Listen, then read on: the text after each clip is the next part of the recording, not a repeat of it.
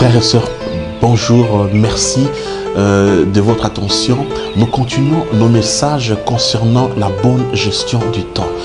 Dans les enseignements précédents, j'ai parlé de la bonne gestion du temps et on a vu comment est-ce que Dieu a créé cette terre, comment est-ce que Dieu avait réparti sa tâche et comment est-ce qu'il avait il avait défini des délais et comment il avait évalué son travail et comment Dieu avait se reposé le septième jour.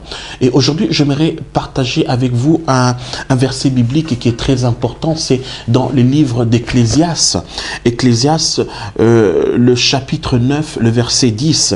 La Bible nous déclare ici que tout ce que ta main trouve à faire avec ta force, fais-le, car il n'y a ni œuvre, ni pensée, ni science, ni sagesse dans le séjour de mort où tu vas. La Bible veut nous faire comprendre la notion du temps. La Bible veut nous dire qu'il y a un temps pour vivre, il y a un temps pour être en action, il y a un temps, il y a différents temps dans la Bible. C'est écrit également dans ce livre d'Ecclésiaste, dans le chapitre 3.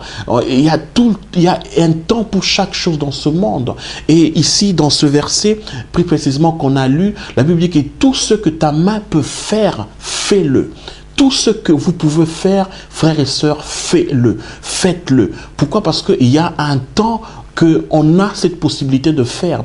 Et il y a un temps qui arrive que nous n'aurons plus la possibilité qu'on a aujourd'hui. Même le fait de repousser demain ce que vous pouvez faire aujourd'hui, mais frères et sœurs, il arrivera à des temps que vous ne pouvez plus, vous n'aurez plus cette capacité et cette possibilité de pouvoir œuvrer, de pouvoir être en activité. Donc, tout ce que votre main peut faire aujourd'hui, frères et sœurs, faites-le. Je suis là aujourd'hui pour vous encourager de ne pas perdre en vain votre temps, de ne pas passer en vain votre temps. Pourquoi? Parce qu'autour de nous, il y a des voleurs de temps, il y a des gens, il y a des activités, il y a des choses qui peuvent aujourd'hui, disons, occuper notre temps et nous ne serons pas efficaces dans l'appel que Dieu nous a donné. Donc, frères et sœurs, si aujourd'hui nous voulons être efficaces dans nos activités, dans notre œuvre, nous devons bien gérer notre temps. Nous devons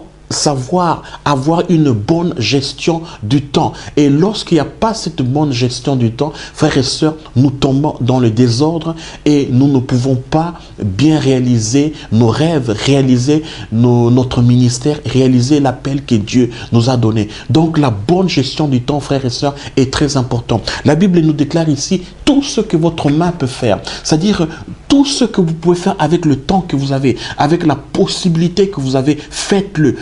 Car il n'y a ni œuvre, ni pensée, ni science, ni sagesse dans le séjour de mort. Frères et sœurs, il y a un séjour de mort. Il y a un temps où on ne peut plus faire ces activités. Il y a les séjours de mort. Dans les séjours de mort, on ne peut rien faire. Mais tant que vous êtes en vie, frères et sœurs, profitez de ce temps. Tant que vous avez cette force, tant que vous avez la santé, tant que vous pouvez vous réveiller le matin, soyez convaincus que c'est une journée que Dieu vous donne.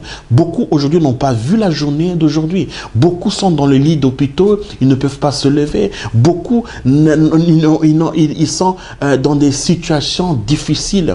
Mais vous qui avez aujourd'hui le temps, vous qui avez aujourd'hui la possibilité de vous lever, d'entreprendre quelque chose, faites tout ce que votre main peut faire. Frères et sœurs, nous vivons dans un temps difficile. Nous vivons les derniers temps. Nous vivons le temps que le diable cherche à nous voler le temps. Le diable cherche à détruire notre temps. Le diable cherche à nous occuper des choses qui n'ont pas de valeur. Faites les œuvres de celui qui vous a envoyé. Faites les œuvres du royaume de Dieu. Il est temps aujourd'hui de se lever, de bien gérer son temps pour élargir le royaume de Dieu. Frères et sœurs, je vous encourage de ne pas vous arrêter. Je vous encourage de bien gérer votre temps. Je vous encourage de ne pas repousser pour